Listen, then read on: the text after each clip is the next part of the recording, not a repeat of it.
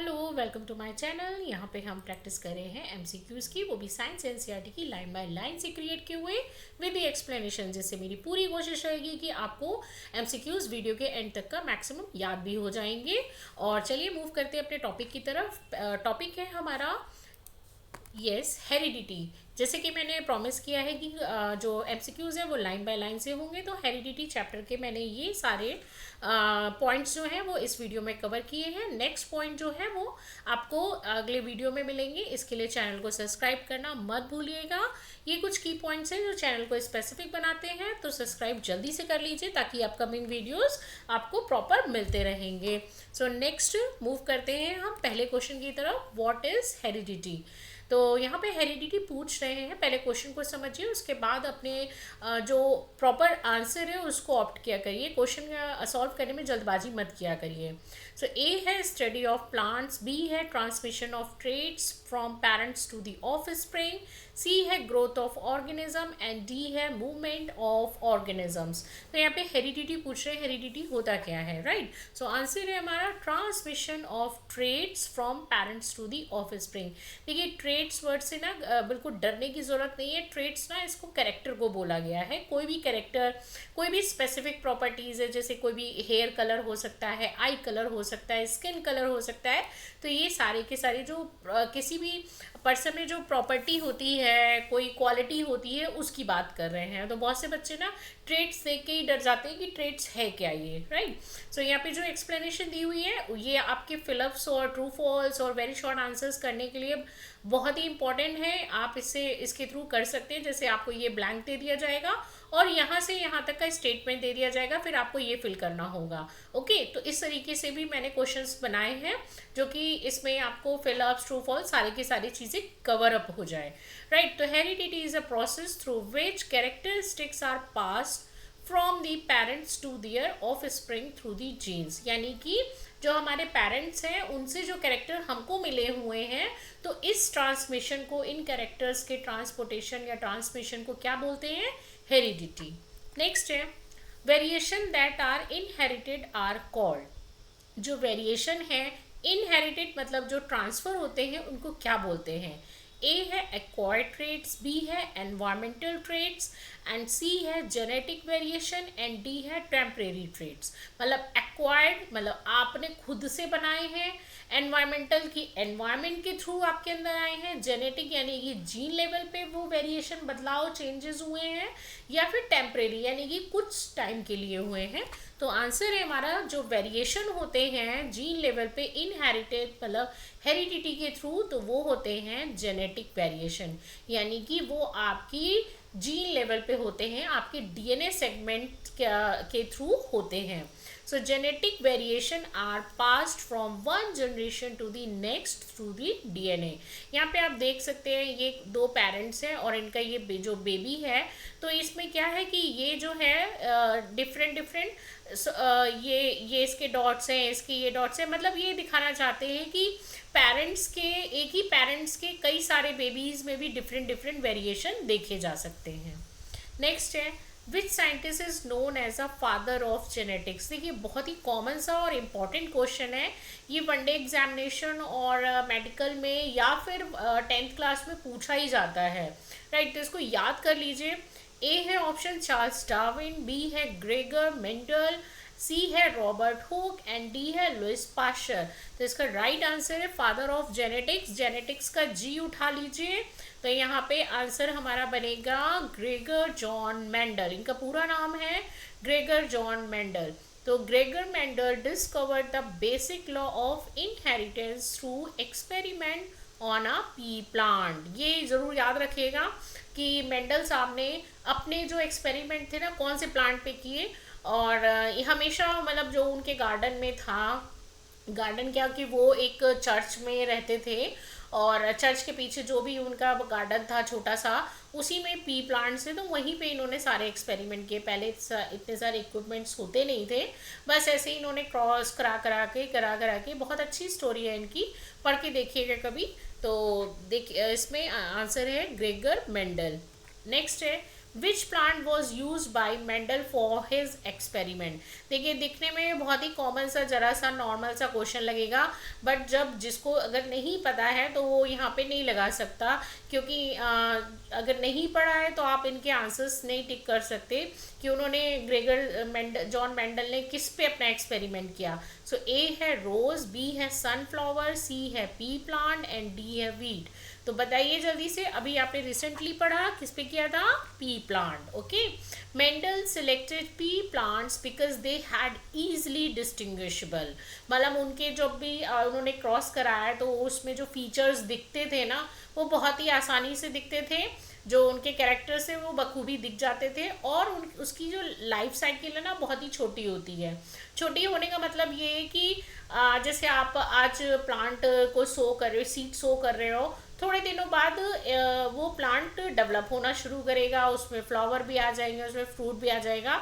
इसके लिए आपको सालों इंतज़ार करने की ज़रूरत नहीं है, अरे कब ये बड़ा होगा, कब इसमें फ्लावर आएंगे, कब इसमें टेंड्रिल होगा, कब इसका कलर चेंज होगा, है ना। तो इसलिए शॉर्ट लाइफ के उन्होंने चूज़ किए थे। नेक्स्ट है the accumulation of variation during reproduction help in. The accumulation of variation मतलब जो वेरिएशन होते हैं, पाया जाता है जो वेरिएशन ड्यूरिंग द रिप्रोडक्शन, वो किस में हेल्प करता है, A extinction of species, B evolution of species, C decrease in population and D stopping reproduction. तो यहाँ पे याद कर लीजिए जो वेरिएशन होता है ना, मतलब लोगों में जो अपने एनवायरनमेंट के हिसाब से जो चेंजेस होते हैं ना, बदलाव होते हैं, वो किस लिए होते हैं। तो आंसर है हमारा बी, इवोल्यूशन ऑफ स्पीशीज। जैसे हमारे जो एंसेस्टर थे वो अपने दोनों हाथ और दोनों पैर यूज़ करते थे, धीरे धीरे जब नीचे फ्रूट्स मिलना बंद हो गए, ऊपर वाले जो लंबे लंबे ट्री थे वहाँ पे फ्रूट्स मिले, तो वो थोड़ा थोड़ा अप स्ट्रेट खड़ा शुरू हुए खड़े होना, फिर धीरे धीरे वो स्टैंड करने लगे और दोनों पैरों से ही चलने लगे, उन्होंने हाथों का यूज़ कम कर दिया। ऐसे धीरे कर करके मतलब आपको एनवायरनमेंट में कैसे सर्वाइव करना है, आपको उसके हिसाब से ही रहना है। तो evolution of species is a best example, best option. So variation increase the diversity that and help organisms adapt to change environments and leading to the evolution क्या होता है कि पहले स्पीशीज कैसी थी, और जैसे जैसे टाइम, क्लाइमेट और सारी कंडीशंस चेंज होती गई, टेम्परेचर, ये सारी चीज़ें, तो वैसे वैसे स्पीशीज़ भी चेंज हो गई। इसका बेस्ट एग्जांपल आप देख सकते हो मॉस्किटोज़ में। मॉस्किटोज़ पहले क्या थे, बहुत कम ही जगह पे होते थे और बहुत ही कम सर्वाइव कर पाते थे, लेकिन आज क्या है, वो हर कंडीशन में सर्वाइव कर लेते हैं, ज़्यादा ठंड में भी, ज़्यादा गर्मी में भी। ठीक है, तो इवोल्यूशन ही तो हो रहा है, उनके भी अंदर भी तो चेंजेस आ रहे हैं एनवायरनमेंट में सर्वाइव करने के लिए, अदरवाइज तो मच्छर तो गए थे फिर दुनिया से ही। नेक्स्ट है which of the following is an inherited traits, मतलब इनहेरिटेड ऐसा कोई कैरेक्टर जो पेरेंट से ऑफ स्प्रिंग में ट्रांसफ़र होता है। सो ए है स्कार ऑन स्किन, मतलब दाग धब्बे स्किन पे, बी है बॉडी बिल्डिंग मसल्स, सी है आई कलर, और डी है पियर्स्ड ईयर, मतलब जो कानों में होल कराते हैं ना पहनने के लिए, इयररिंग्स और स्टड्स वगैरह, तो वो है इनहेरिटेड। मतलब आपके पेरेंट्स के अगर पियर्स हो गया, मतलब कानों में होल हो गया है, तो वो उनके ऑफ स्प्रिंग में भी आएगा। तो इनमें से कौन सा ऐसा है इनहेरिटेड ट्रेट जो पेरेंट्स से बेबी के अंदर जाएगा या ऑफ स्प्रिंग के अंदर जाएगा। सो आंसर है हमारा सी आई कलर। ओके, ना ही देखिए बॉडी जो आपने बनाई है, आपको ये सोचे कि जो पेरेंट थे वो WWF में थे, जो उनका बच्चा होगा, बेटा या बेटी होगा, वो भी WWF में ही होगा, तो ऐसे तो सारे के सारे डॉक्टर बनेगा, पुलिस ही बनेगा, नहीं होता ना ऐसा। तो यहाँ पे क्या है कि आई colour is a best answer because it is a inherited, जो कि ट्रांसफ़र होता है। आई colour is controlled by gene, ठीक है, and can be inherited from the parents. देखिए दो पेरेंट्स हैं, अगर दोनों की इसका येलो कलर का है, ब्राउन कलर की, तो ब्राउन कलर होगा, ब्लैक कलर की है तो ब्लैक कलर होगा। अगर ब्राउन और ब्लैक मिक्स हो गया तो इनमें से जो भी डोमिनेंट होगा, मतलब डोमिनेंट का मतलब जो दूसरे को हरा के ऊपर आएगा, आगे आएगा, उसको डोमिनेंट कहते हैं, ठीक है। जो दूसरे वाले को बिल्कुल सप्रेस करके कि अरे तुम चुप बैठो हमको जाना है, ठीक है, तो उसको सप्रेस कर देगा, उसको डांट के बैठा देगा और खुद आगे आएगा, तो उसको डोमिनेंट कहते हैं। तो जो डोमिनेंट होगा वो कैरेक्टर अपनी ऑफ स्प्रिंग में आ जाता है। नेक्स्ट है अ trait that develops during an organisms life time but it is not inherited is called. देखिए, जो ऐसा एक करेक्टर जो लाइफ टाइम में ऑर्गेनिज्म में डेवलप तो होता है, ओके, बट वो आप ऑफ स्प्रिंग में ट्रांसफर नहीं होता। याद रख लीजिए, जैसे कि बहुत सारे एग्जाम्पल हैं जो आप अपनी लाइफ में एक्वायर्ड करते हैं, आप अपनी लाइफ में खुद बनाते हैं और वो आपकी ऑफ स्प्रिंग में नहीं जाएंगे। ए है डोमिनेंट ट्रेट, बी है रेसेसिव ट्रेट, सी है एक्वायर्ड ट्रेट एंड डी है जेनेटिक ट्रेट। तो याद रखिए इसका आंसर जो है, हमारा आंसर है सी, एक्वायर्ड ट्रेट। मतलब अगर आपने सोचिए कि आज गए आप सैलून में और वहाँ पे आपने, आपके हेयर का कलर ब्लैक है और वहाँ पे आपने ग्रे करा लिए, येलो करा लिए, आजकल तो बहुत ही सारे कलर आ रहे हैं, पर्पल करा लिए, तो ज़रूर ये तो ऐसा नहीं है कि आपके जो ऑफ स्प्रिंग होगी तो उसके भी येलो या पर्पल जो भी आपने कलर कराएंगी वो उसमें आएगा, नहीं ना। वो क्या है कि वो एक्वायर्ड रेट है, कुछ टाइम के लिए होगा। जैसे किसी भी पर्सन ने अपनी बॉडी बनाई है, मसल्स बनाई हैं, तो ज़रूरी नहीं है कि वो सेम फिटनेस जो है वो उसकी ऑफ स्प्रिंग में भी जाए, उसकी यंग वन में भी जाए। मतलब पैदा हुआ नहीं कि बिल्कुल वहाँ पे मसल्स और ये सिक्स पैक्स वगैरह हैं, नहीं ना, ऐसे नहीं होता। तो एक्वायर्ड करेक्टर जो आप अपनी लाइफ टाइम में खुद क्रिएट करते हैं। So acquired traits result from the environmental influence and are not passed to the offspring. देखिए जी, ये एग्जाम्पल्स हैं, बहुत सारे हैं। स्कार्स और इंजरी, अगर किसी के भी कुछ दाग हो गया, अगर किसी के कुछ इंजरी हो गई, कट लग गया, तो उसको स्टिचेस लगे हुए हैं तो उसके दाग उसकी ऑफ स्प्रिंग में नहीं जाएंगे, ठीक है। टैन स्किन, अगर कोई किसी की स्किन टैन हो गई तो वो थोड़ा ना उसकी ऑफ स्प्रिंग में चला जाएगा कि काला हो गया बच्चा, नहीं भाई, ऐसा नहीं है। नेक्स्ट है which of the following is an example of N acquired trait. अब ये इसमें देख लीजिए एक्वायर्ड ट्रेट का एग्जाम्पल क्या है। ए ब्लड ग्रुप, ठीक, B eye colour, C ability to roll tongue and D muscular body develop through the exercise. तो यहाँ पे क्या होना चाहिए, इसका बेस्ट आंसर क्या है, answer is D, muscular body develops through the exercise. जो यहाँ पे था रोल टंग कर लेना, टंग को रोल कर लेना बिल्कुल कि वो अपनी घुमा लेता है, तो ये भी एक ऐसा कैरेक्टर है कि वो जो सब में नहीं हो सकता, ठीक है। ये कुछ स्पेशली लोग हैं जो अपना प्रैक्टिस करते रहते हैं, भाई उनको टंग को रोल करना है तो वो कर सकते हैं, बट इसको एक्वायर्ड ट्रेट में नहीं लेंगे। क्यों? क्योंकि जो धीरे धीरे हो रही है और जो लाइफ टाइम आपके साथ रखनी है, तो muscles develop by the exercise are acquired, बनाई जाती है एंड आर नॉट इनहेरिटेड, आपके ऑफ स्प्रिंग में ट्रांसफर नहीं होगी। नेक्स्ट है Mendel's first law is known as. Mendel का जो फर्स्ट लॉ है, जो ग्रेगर जॉन मेंडल साहब हैं जो अभी बताए थे, he is a father of genetics, okay. क्या है वो? Father of genetics. तो उन्होंने उनके पहले लॉ को क्या बोलते हैं? ए है लॉ ऑफ इवोल्यूशन, बी है लॉ ऑफ सेग्रीगेशन, सी है law of mutation and D है लॉ ऑफ एडेप्टेशन। तो याद रखिए इनका पहला लॉ है लॉ ऑफ सेग्रीगेशन, ठीक है। So the two alleles of a trait separate during the gametes formation, यानी कि यहाँ पे बोल रहे हैं कि जो भी दो एलील्स होते हैं, यानी कि दो जो जीन वो है ना सेगमेंट, तो वो प्रॉपर कैरेक्टर को लेके जाते हैं, ठीक है, एक पेरेंट से और ऑफ स्प्रिंग में। तो वो यही बताना चाह रहे हैं कि वो गैमीट्स फॉर्मेशन करते हैं, जिससे कि देखो लॉ ऑफ सेग्रीगेशन में क्या है, एक ये है और एक ये है, एक पर्पल कलर का एक वाइट कलर का है। तो ये क्या है, इसके कैरेक्टर रिसेसिव हैं, मतलब उनकी ऑफ स्प्रिंग में ये जो तीन बने हैं ये दिख रहे हैं कि ये जो डोमिनेंट करेक्टर आया है, बट इसका मतलब ये नहीं है कि वो डोमिनेंट करेक्टर हमेशा के लिए डोमिनेंट ही रहेगा। कभी भी जिसको वो चुप करा के बैठा देता है कि नहीं हमको आगे जाने दो, तो कभी भी वो उसको भी बीट कर सकता है। तो जो रेसेसिव वाला है ना, तो वो भी कभी कभी शो हो जाता है, शो भी होता है, इवन वो डोमिनेंट कैरेक्टर के साथ उस पर्टिकुलर जीन में रहता भी है। ऐसा नहीं है कि वो बिल्कुल ख़त्म ही हो गया, ठीक है। तो रहना यानी कि लॉ ऑफ सेग्रीगेशन की कैरेक्टर दोनों ही रहेंगे, मतलब जीन में कैरेक्टर दोनों ही हैं, डोमिनेंट और रेसेसिव दोनों ही हैं, बट कौन आगे आता है वो दिखता है, और रेसेसिव भी कभी कभी टाइम टू टाइम अपने आप को आगे कर देता है और उसके भी कुछ कैरेक्टर्स उस जीन में रहते हैं। नेक्स्ट है a dominant trait is one that, इसमें से डोमिनेंट ट्रेट कौन सा है, यानी कि डोमिनेंट कैरेक्टर कौन सा है, प्रॉपर्टी कौन सी है। ए है appears only in the F2 generation, B is hidden in the presence of another trait, C express itself even in the presence of another allele, and D never appears in the offspring। तो dominant क्या है, जो दूसरे को शांत करा के खुद आगे बढ़ता है, तो आंसर है हमारा C, express itself even in the presence of another allele।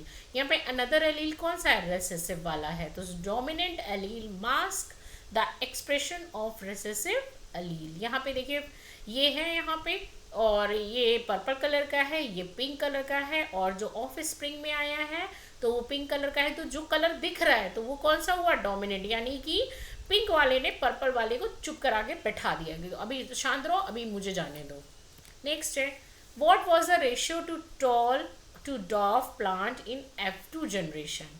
देखिए यहाँ पे F2 जनरेशन में पूछ रहे हैं what was the ratio of dwarf plant, tall plant to dark plant. अगर आपने थोड़ी सी भी मैथ्स पे ध्यान दिया होगा ना, तो रेशियो में क्या लिखते हैं, जो पहले पूछा जाता है ना तो उसको पहले लिखते हैं, तो पहले क्या है, टॉल है, फिर क्या है, डॉफ, तो यहाँ पे इसका रेशियो क्या बनेगा भाई, आंसर है हमारा, ऑप्शन देख लीजिए, 1:1, B है 2:1, C है 3:1 एंड D है 9:3, 3:1। तो आंसर है हमारा, राइट आंसर है C, 3:1। देखिए F2 जनरेशन में, F1 जनरेशन में क्या होता है भाई, देखो सारे के सारे जो होते हैं ना, जो डोमिनेंट कलर है उसके बनेंगे, ठीक है, लेकिन जो F2 जनरेशन होती है यानी कि उसको फिर से हम क्रॉस कराते हैं तो हमें 3 और 3:1 का रेशियो मिलता है। 3:1 का रेशियो मीन्स है कि जैसे हमको इसमें 4 मिले हैं, ओके, तो इसमें जो 3 है ना ये डोमिनेंट के मिलेंगे, देखो इसमें कैपिटल T है, इसमें भी कैपिटल T है, इसमें भी कैपिटल T है, और यहाँ पे T और T जो स्मॉल वाला होगा ना तो उस वो क्या हो जाएगा, एक हमारा रेसेसिव, तो 3 जो शो करेगा वो डोमिनेंट के और 1 शो करता है रेसेसिव का, ओके, तो इसलिए बोलते हैं 3:1 रेशियो। नेक्स्ट है the factors controlling trait are now called, the factors controlling trait मतलब जो फैक्टर ऐसी कौन सी चीज़ है जो कैरेक्टर्स को कंट्रोल करती है, उसको क्या बोलते हैं। ए है सेल, बी है क्रोमोसोम, सी है जीन एंड डी है टिश्यूज़। तो अगर आपने थोड़ा सा भी ध्यान दिया होगा तो मैंने ये टर्म यूज़ किया हुआ है, तो आंसर है हमारा जीन, ठीक है, यानी कि answer is C, genes. Mendel's factors are known as genes. देखो जीन्स क्या होते हैं कि सेल के अंदर ये रहा न्यूक्लियस, न्यूक्लियस के अंदर क्या, क्रोमोसोम, ये बिल्कुल थ्रेड लाइक स्ट्रक्चर इस तरीके से, इस थ्रेड को अगर खोलोगे ना, ठीक है, जैसे उलझा हुआ थ्रेड पड़ा हुआ है, इसको खोलोगे तो क्या होता है, हमको इसमें से मिलता है इस तरीके से डीएनए, इसमें भी ऐसे लिपटा हुआ डीएनए, ओके, और डीएनए का स्ट्रक्चर आपको पता ही है, ऐसे डबल हेलिकल स्ट्रक्चर होता है। तो डीएनए के छोटे से एक सेगमेंट को क्या बोलते हैं भाई, gene, okay, small segment of DNA that is called that transmit the inherited traits, so these are called the genes. Next है why are the variation important for species, species के लिए variation यानी कि changes, परिवर्तन क्यों ज़रूरी हैं। A they decrease survival chances, B they help in adaptation and survival, C है they stop evolution and D है they reduce diversity। सो देखिए परिवर्तन क्यों होते हैं, मान लीजिए आप कहीं गए हो और आपको वहाँ का पानी अच्छा नहीं लग रहा, आप ड्रिंकिंग वाटर वहाँ का अच्छा नहीं लग रहा, आपको लग रहा है अरे ये बहुत ही गंदा है, मैं नहीं पी पा रहा हूँ, बट आपको अगर वहाँ पे सरवाइव करना है, उस जगह पे रहना है, आप जॉब करने गए हैं या आप पढ़ाई करने गए हैं, आपको उस जगह रहना है, आप हॉस्टल गए हैं, वहाँ का खाना अच्छा नहीं लग रहा है आपको, बट फिर भी वहाँ रहने के लिए आपको खाना पड़ेगा ना, आपको मेंटेन करना पड़ेगा ना, आपको थोड़ा सा चेंजेस करने पड़ेंगे ना, तो that is called the variation. ठीक है, तो ये हेल्प किस में करते हैं? आंसर है हमारा B, they help in adaptation and the survival. Okay, the variation allow organisms to survive in the environmental changes. Okay, so next है, which generation in Mendel experiment showed only dominant traits? इसमें पूछा जा रहा है Mendel के कौन से, किस एक्सपेरिमेंट के किस स्टेप में, कौन सी जनरेशन में, यानी कि F1 जनरेशन में या F2 जनरेशन में, दोनों में से किस में केवल डोमिनेंट ट्रेट्स मिलते हैं। मतलब केवल अगर आपने देखा होगा क्रॉस कराया गया है वहाँ पे कि रेड और वाइट का क्रॉस कराया गया है, तो हमको कौन सी जनरेशन में सारे के सारे रेड मिले हैं?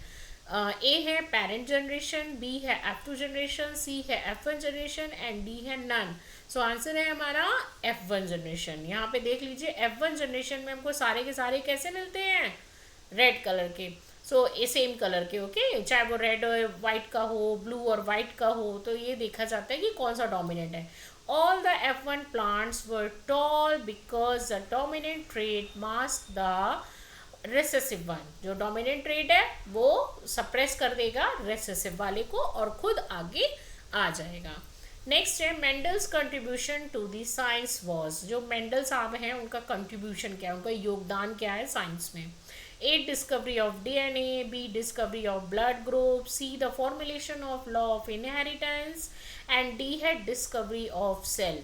तो याद रखिए मेंडल जी का है जो हेरिडिटी में ही कंट्रीब्यूशन है, तो हेरिडिटी से रिलेट करके याद कर लीजिए formulation of law of inheritance, यानी कि Mendel establish the fundamental principles governing inheritance forming the basis of the modern genetics. आपको पता होगा कि मेंडल साहब ने 3 लॉ दिए हैं, वो मैंने ऑलरेडी यहाँ पे एक पिक्चर में लगाए थे। वो पिक्चर अब आप मुझे बताएंगे कमेंट करके कि उसमें कहाँ कहाँ पे कौन कौन से लॉ दिए हुए थे, तो वो मुझे आप सेंड करेंगे। ओके, सो अगर इसी तरह आपको MCQs की प्रैक्टिस करनी है एक्सप्लेनेशन के साथ, तो चैनल को सब्सक्राइब करना मत भूलिएगा। और मुझे पक्का पता है कि इनमें से कुछ MCQs तो आपको डेफिनेटली लर्न हो ही गए होंगे।